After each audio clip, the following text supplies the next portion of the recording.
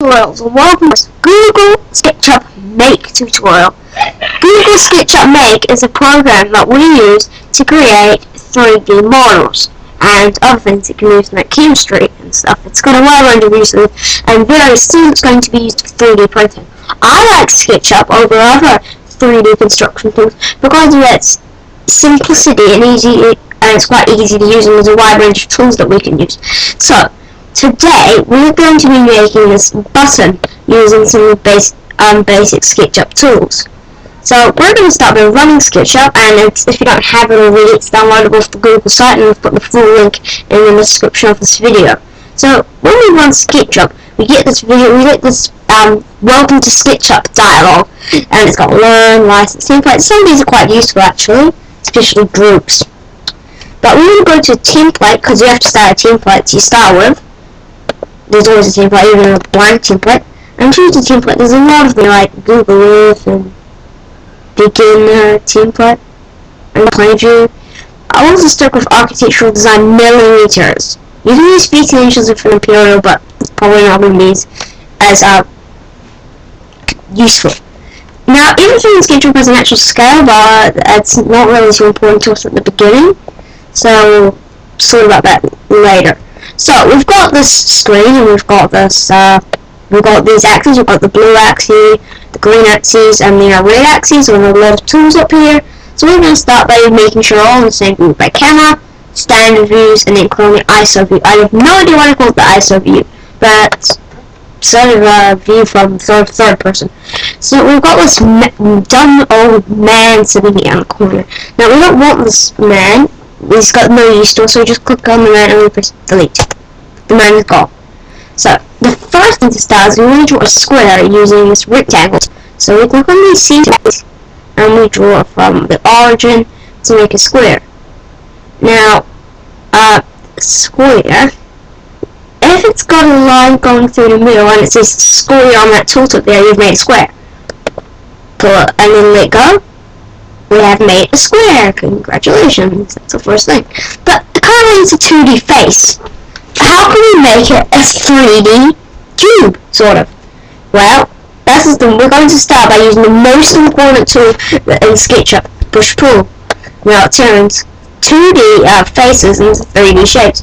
So we're going to push this up somewhat.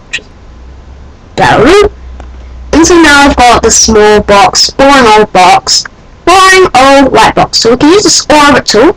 Orbit, this is the super most useful tool. To zoom around, and we'll have a look at the underside, have a look at all the faces and stuff. But we don't want a white box, that's pretty boring. So let's go into colors. This is the paint tool. So we go on here, and there's lots of materials we can use: colors, names, fencing, geometry tiles, middle, a lot of things. But we're going to go to asphalt and concrete and click on this one called concrete block 8x8 gray. So we can color each face individually, but there's also another thing we can do. If we press Control and we click on it, the entire object will be painted. See, much faster. Of course, sometimes you might not always want to do this. There are some cases where you might not want to. So the next part of our button, as we can see here, is to put this red button bit on it.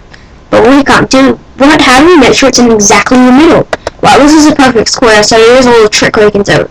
Now, for a circle, if we bisect the angles by drawing a line from here to here and a line from here to here, we have really right to the center, and it's right here because the square diagonals bisected right angles. And you don't really need to know that.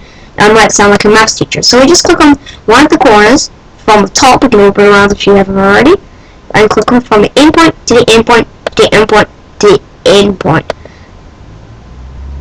And we have successfully found the center of this thing.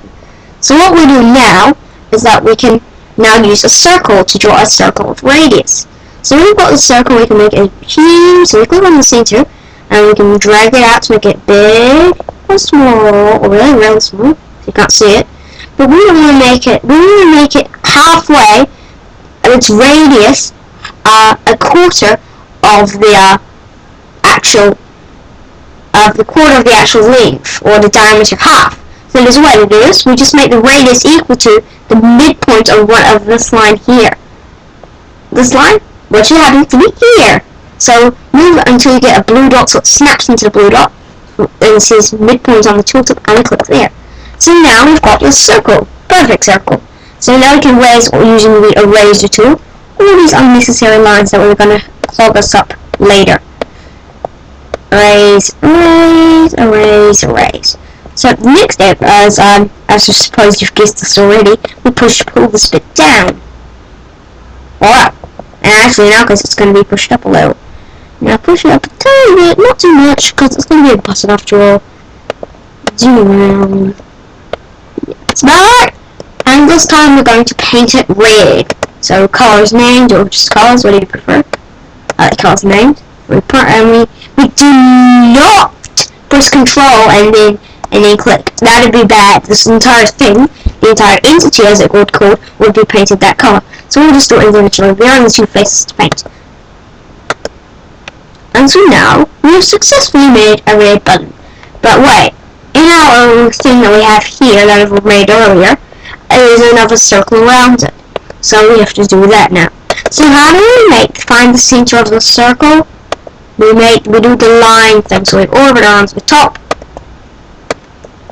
and we cut it in line. So we make it from one endpoint to the other endpoint. So it cuts it in half, and the other endpoint to the other endpoint. So it cuts it in quarters. And so now again we've got the center. Now this time we're going to draw another circle, but it's not going to be smaller than the actual thing. It's actually going to be larger, a bit larger. You can make it as large as this thing. Oops, that's too large. So you just click on the arrow, you can make it reasonably large, you can make it quite large actually. And try to see if you can line that blue line there, that's going really small, really big, with the edge there. You can see if you get as close as you can. That's about right. And when we draw that, it doesn't automatically color it, so we need to color it again. Now, just one side note, we erase these lines.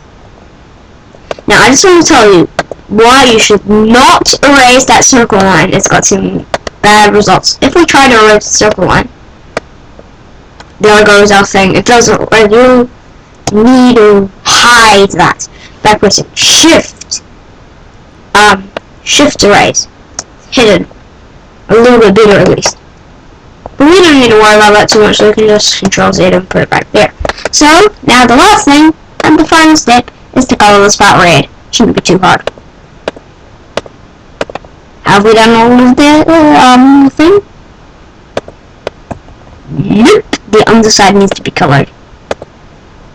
No, once you've done one, you can zoom out a little. You can click on the standard camera, standard views, ISO,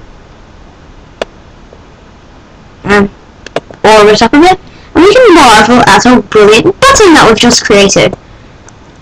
Well done, you've survived the first tutorial. Next time we'll be adding a rounded tip to the button, so it's sort of more real-ish.